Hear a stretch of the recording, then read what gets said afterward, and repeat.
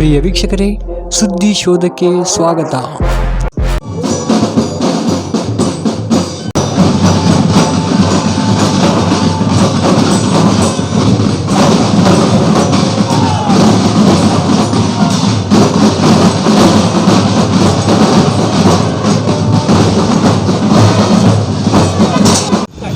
ನಮ್ಮ ಮನೆಯವರು GS ವೆಂಕಟೇಶ್ ಮೂರ್ತಿ ಅಂತ ರಿಟೈರ್ಡ್ ಕಾಲೇಜ್ ಪ್ರಿನ್ಸಿಪಲ್ಲು, RSS ಕಾರ್ಯಕರ್ತರು, ಸ್ವಯಂ ಸೇವಕರು.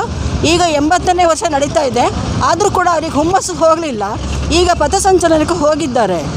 ನಮ್ಮ ಅತ್ತೆ ನಮ್ಮ ತಾಯಿ ಕಾಲದಿಂದಲೂ ನಾವು RSSನವರೇ.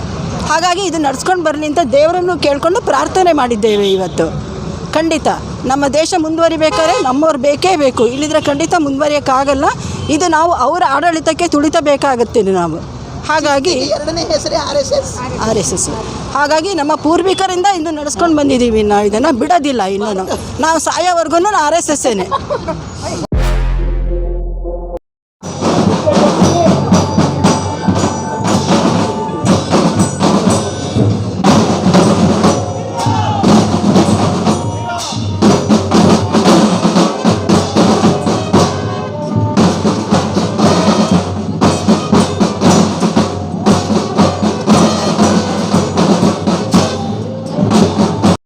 ಪ್ರಿಯ ವೀಕ್ಷಕರೇ, ಸುದ್ದಿ ಶೋಧಕ್ಕೆ ಸ್ವಾಗತ. ಇವತ್ತಿನ ಸಮಾರಂಭ ಬಹಳ ಸುವ್ಯವಸ್ಥೆಯಾಗಿ ನಡೆದಿದೆ.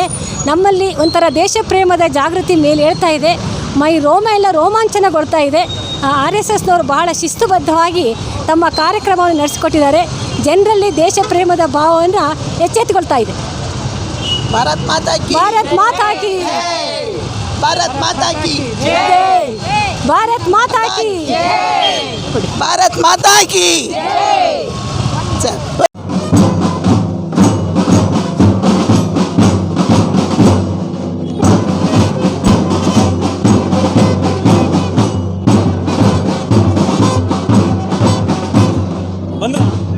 ಎಲ್ಲ ಬಂದ್ರ